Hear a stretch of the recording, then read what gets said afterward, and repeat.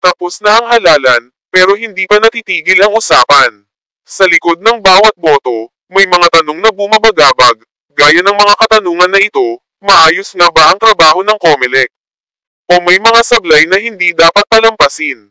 Sa dami ng reklamo, issue sa counting machines, at mga mismatched votes, dapat lang nabusisiin kung pumasa nga ba ang ahensya sa kanilang tungkulin, himayin natin ang mga pangyayari, at alamin kung karapat-dapat pa rin bang pagkatiwalaan ang sistemang ito.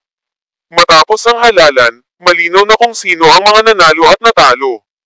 Pero isang tanong ang bumungad, maayos ba ang trabaho ng COMELEC? Ayon sa ulat ng Inquirer, may halos 6,000 na ulat ng election violations.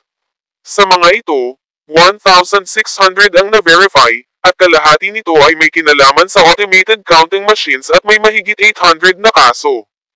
Ang problema, hindi sapat ang transparency ng COMELEC. Ang version na in-audit ng Technical Evaluation Committee ay 3.4, pero ang ginamit sa mismong eleksyon ay 3.5. Sa mundo ng software development, magkaibang version ang may posibilidad na may magkaibang behavior o kahit na hidden na pagbabago. Ang paliwanag ng COMELEC, pareho lang daw ito at maling label lang ang nailagay. Pero, para sa mga expert, hindi ito sapat na rason at dito na nagsimula ang mga hinala. May mga ulat rin ng overvoting, bumoto ka ng 12 senators, pero lumampas daw ang bilang. Madalas, ito ay dahil sa maduming balota, smudge mula sa tinta o kamay, na maaaring magbasa ng dagdag na boto ang makina. Dagdag pa dito ang mga reklamo tungkol sa mismatch voting, iba ang lumabas sa resibo kumpara sa aktwal na binoto. Ang sabi naman ng COMELEC, ay baka raw nakalimutan lang ng botante ang kanilang pinili. Kahit may mga ganitong issue, inaamin ng tagapag-ulat na may ginawang random manual audit ang COMELEC kung saan tinitingnan ang presinto at binibilang ulit ang balota para ikumpara sa resibo. Sa kabuuan, okay ang prosesong ito, pero mas mainam sana kung mas bukas at mas maaga itong inihayag.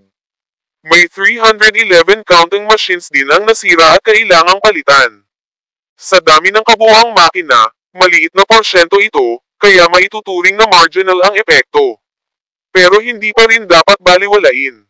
Sa dulo, sa kabila ng mga isolated cases, walang ebidensya ng malawakang pandaraya.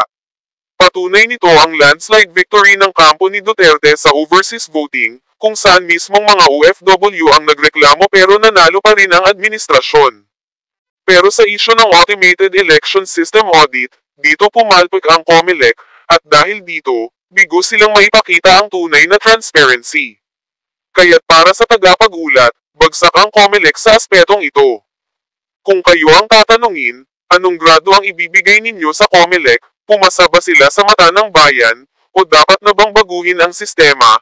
Ibahagi ang inyong opinyon sa comment section at huwag kalimutang mag-subscribe, and God bless.